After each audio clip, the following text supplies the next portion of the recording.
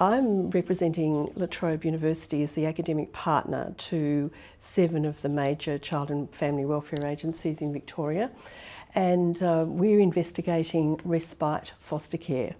We've been led in that project by the Good Shepherd Youth and Family Services, who initiated this project 4 years ago.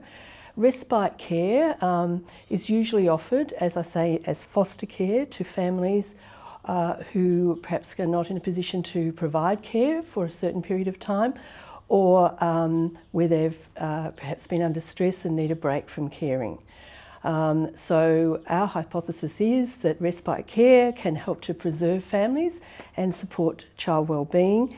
And our concern is that whilst we know that respite foster care can do these things, it's not readily available.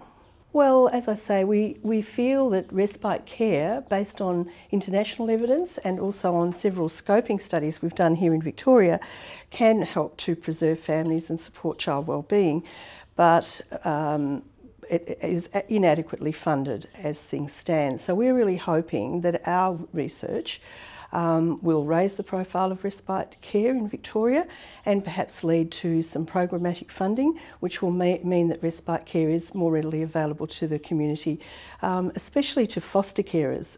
We know that foster carers are under enormous stress caring for children who've had early attachment disruption and who really are quite vulnerable and sometimes quite difficult to care for. And these carers really have told us that they really do need these breaks, but they and also general members of the community just don't seem to have access to adequate respite.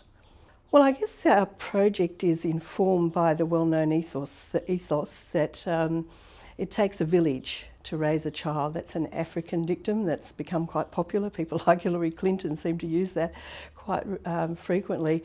And we feel that in the Australian community it's been demonstrated that people are quite generous, really. They're keen to help vulnerable people raise their children. But there isn't adequate funding really to support that goodwill in the Australian community as it stands, and we really hope that our project will help to turn things around in that regard.